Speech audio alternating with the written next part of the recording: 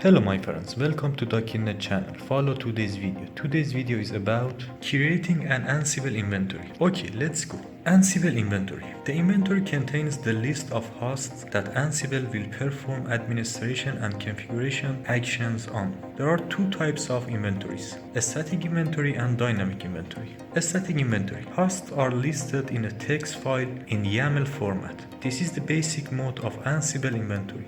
The static inventory is used in cases where we know the host addresses. Dynamic inventory. The list of hosts is dynamically generated by an external script. The dynamic inventory is used if we do not have the addresses of the hosts. For example, as with an infrastructure that is composed of on-demand environments. The inventory file. For Ansible to config host when running the playbook, it needs to have a file that contains the list of hosts. That is, the list of IP or FQDN addresses of the target machines. This list of hosts is noted in a static file called the inventory file. By default, Ansible contains an inventory file that's created while it's being installed. This file is etc Ansible hosts, and it contains several inventory configurations examples. In our case, we will manually create and fill this file in a directory of our choice, such as DevOps Ansible. Okay,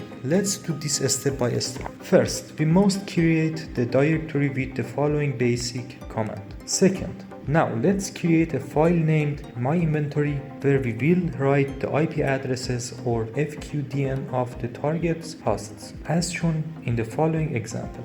When Ansible is executed based on this inventory, it will execute all of the requested actions on all the hosts mentioned in this inventory. Configuring hosts in the inventory. As we have seen, the entire Ansible configurations is in the ansible.cfg file.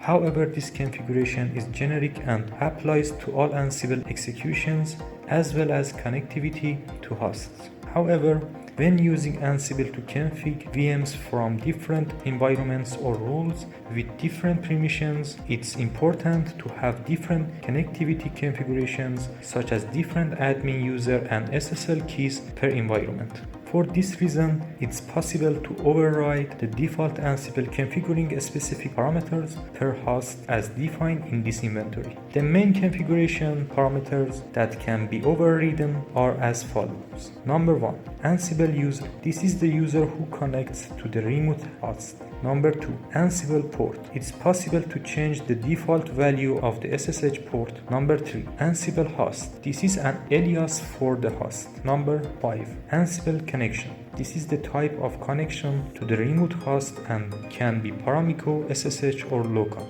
Ansible private key file. This is the private key that's used to connect to the remote host. Testing the inventory. Once the inventory has been written, it's possible to test whether all of the hosts mentioned can be accessed from Ansible. To do this, we can execute the following command. Ansible-i inventory all-u demobook-m ping. Okay, -i argument is the path of the inventory file and -u argument corresponds to the remote username that's used to connect to the remote machines, and -m is the command to execute. Here we execute the ping command on all the machines in the inventory. The following screenshot shows the execution of this command. Okay, today's video is finished here. Please send our videos to your friends and be sure to like and subscribe.